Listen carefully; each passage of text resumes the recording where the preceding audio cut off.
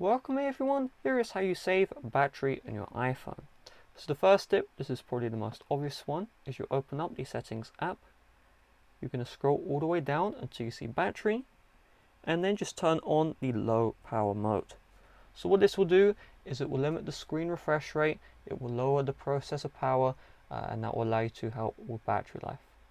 The next tip is we're going to turn on dark mode. So we'll find display and brightness, and we're just going to select this to dark. So when dark mode is active, when the pixels on the screen are black, they actually shut off. So the more pixels which are off, the less power required. So dark mode will actually help improve the battery life. On top of this, what we can do is we can search for background app refresh. You'll see it right here.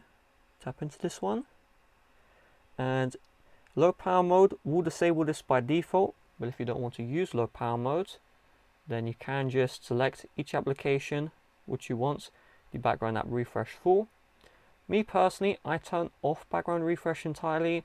I don't like it. I use a lot of battery. On top of this, we can also go to the mail settings, and from here we can find accounts, fetch new data, and you see here fetch. By default, it's going to ping the mail servers every other second, no joke. It's going to do that, asking, is there new mail? Is there new mail? Is there new mail? And then we'll also download new mail in the background.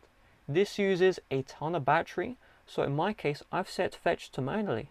I don't want my battery drain and my life to just disappear, okay? Overnight, I'm dropping 10-15% just because of this setting. So you definitely want to set this to manually. If you like having all, your emails, appear, when you don't open up the app, then you can just set this to hourly, every 30 minutes or every 15 minutes. If you are having issues finding the setting on the old iOS, okay, mail, and then you can see where is the accounts option. But what you do instead is on the older iPhone, you go to passwords and accounts, and then the fetch new data option is right here, okay? You can change it like so. So those tips is quite simple, but they will save a lot of battery. Alright, so with that being said, thanks for watching. See you guys later. Bye bye.